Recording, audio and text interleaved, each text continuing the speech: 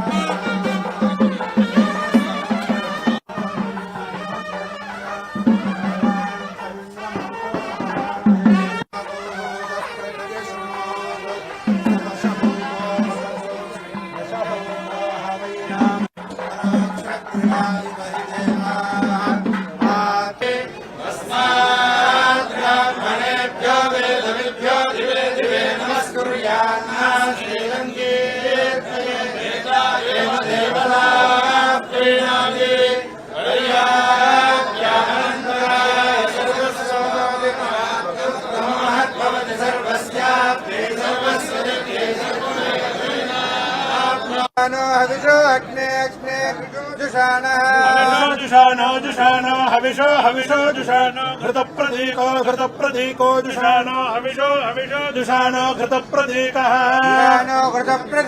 घृतप्रदीको जुषानो घृतप्रदीको घृतयो निर्घृतप्रदीको